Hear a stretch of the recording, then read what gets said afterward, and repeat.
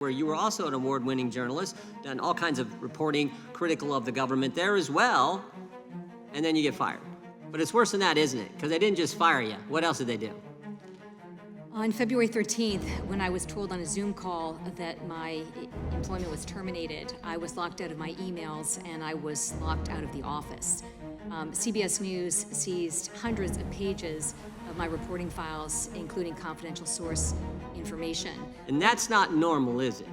No, that's not my experience in the other two networks that I've worked at or with my colleagues at CBS News. When the network of Walter Cronkite seizes your reporting files, including confidential source information, that is an attack on investigative journalism. In a recent session of the House Judiciary Committee, Representative Jim Jordan engaged in a probing dialogue with Catherine Herridge, delving into the circumstances surrounding her dismissal from CBS News. Jordan initiated the discussion by referencing Herridge's incisive reporting on the Biden administration, prompting inquiries into the connection between her termination and these critical stories.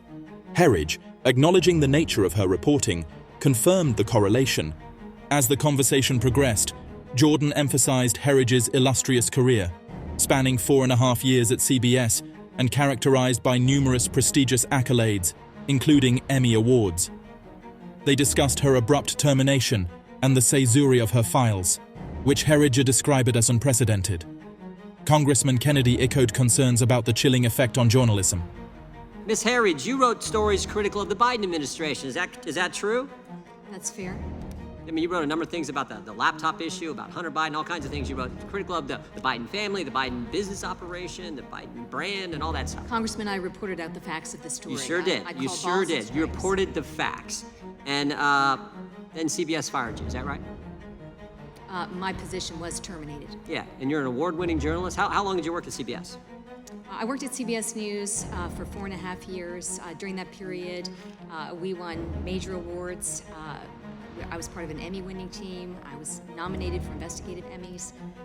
I think the most important projects were projects that drove legislation here on the Hill that positively impacted 1 million veterans. So award-winning journalist, won all kinds of awards, had worked there almost 5 years, had extensive experience at a different major network prior to that, where you were also an award-winning journalist, done all kinds of reporting critical of the government there as well, and then you get fired. But it's worse than that, isn't it? Because they didn't just fire you. What else did they do?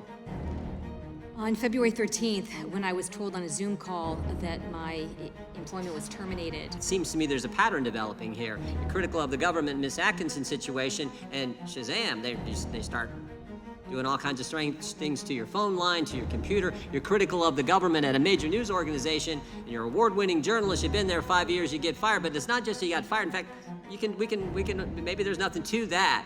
But what we do know is they seized your documents. That's scary as well. And you talk about a chilling effect on the First Amendment, I don't know how it could be more chilling. Now, thank goodness the lady sitting beside you, they stepped in, right? Because they're stepping in and helping.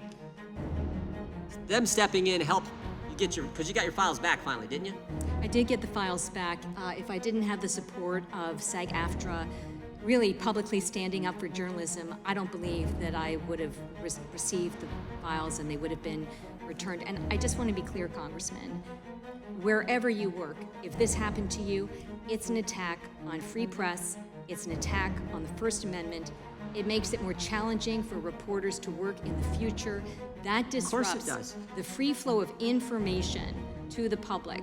They call it journalism a profession for a reason, because it's about an informed electorate, and it's a cornerstone of our democracy. I can only speak for myself. When my records were seized, I felt it was a journalistic. Jordan discussed Catherine Herridge's dismissal from CBS News, linked to her critical reporting on the Biden administration. They explored the abrupt termination, file seizure, and concerns about journalistic freedom. Roy aims to showcase Herridge's distinguished career, prompting her to accentuate her various awards and honors, including her role in an Emmy-winning team and her nominations for investigative Emmys. Herridge emphasized her impactful reporting, such as exposing the toxic exposure of veterans in Uzbekistan and her work on the Camp Lejeune Justice Act. Roy probes into Herridge's termination, questioning its timing about her reporting on the Trump or Biden administrations. Herridge disclosed she was let go shortly after special counsel Robert Mueller reported on President Biden's handling of classified information. The discussion touched on Herridge's legal challenges with Fox, including her contempt charges. Herridge, respecting the legal process, expressed concern about the impact such fines could have on journalists protecting their sources. Ms. Herridge, could you just quickly, for the benefit of the committee, articulate the awards and honors you received in carrying out your, profession? Wow, that's a little embarrassing. But Oh, it's important. yes, I've always tried to stay in the background. I'm so proud of the work that we did at CBS News. I was part of an Emmy-winning team. I was also nominated for investigative Emmys primarily for the work that we did revealing the toxic exposure of our veterans, specifically a group who were based in Uzbekistan in K2. This was the launching off pad for classified operations into Afghanistan. We also did reporting that was a catalyst for legislation, the Camp Lejeune Justice Act, which has opened new opportunities and benefits and payments for 1 million veterans and civilians. This was real impact reporting, and it was accountability reporting on both the left and the right. You mentioned Emmys, other awards. In other words, is there any indication of, negative conduct in carrying out your profession, right? I mean, you've been getting awards. Nothing would indicate that there was a failure to perform your duties, failure to do your job competently, correct? Congressman, I think what you're asking me is whether I was terminated for poor performance. I don't believe that my record would reflect that. I don't know what factors the CBS News executives considered when they terminated my position. There was tension over the Hunter Biden reporting and the Biden administration, but I can't say for sure why I was let go. And you mentioned that tension. You had been one of the reporters, certainly in what we might define as the mainstream media, that was focusing intently on the Hunter Biden laptop, on the various facts surrounding the Biden family and the flow of money and all of the things involved with that. Is that correct? That is correct. For the full picture, though, I was also the reporter at CBS News who obtained the audio tape of former President Trump, apparently bragging about the Iran classified documents at Mar-a-Lago, and I also exposed how 50 soldiers were denied the Purple Heart under the Trump administration in an effort to de-escalate after a ballistic missile attack in Iran. I'm someone who calls balls and strikes, Congressman. I just follow the facts where they lead. That has always been my calling card. When CBS let you go, was it around the time of you calling out the Trump administration or around the time that you were pursuing more of the Hunter Biden? I was let go a few days after the special counsel Robert Hur report into President Biden's handling of classified information. At the same time all that's going on, you're managing the issue with Fox and the reality that you are being held in contempt. And you've touched on it, and I don't want to repeat it too much, but it's really important that, for the record, you are in fact being held in contempt by a court at the tune of $800 a day, which, as you've noticed, and thankfully been stayed pending appeal. That is correct? That is correct. And I'd also like to emphasize, Congressman, that I have total respect for the legal process. My case is in front of the appellate court, and so I'm limited in what I can say.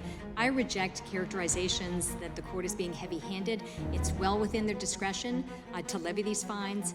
I was making the point that for many journalists, facing fines of that significance would be insurmountable, and they'd have to make a hard choice about whether to protect their sources. In closing, could you just reiterate the extent of your belief of what this means for other journalists that you alluded to before, smaller journalists without the protection of the bubble of the kind of corporate structure that you've got with Fox backing you up from your previous reporting? I just don't think many journalists could withstand the threat of significant and crippling financial sanctions. They may not have a former employer or a current employer who's in a position to mount a vigorous and costly defense. I think it's a very dangerous period for journalism. The Press Act would close the legal gap in the system, this ambiguity that I've had to deal with for 2 years. And I want to emphasize, this is not about a single journalist, it's not about a single story, it's not about a single network. What happens in my case, the passage of the Press Act is going to impact every journalist working in this room, and it's going to impact every journalist in the United States. Representative Jim Jordan and Catherine Herridge delved into the intricacies of her dismissal from CBS News. Jordan's probing into Herridge's reporting on the Biden administration led to revelations about the circumstances surrounding her termination.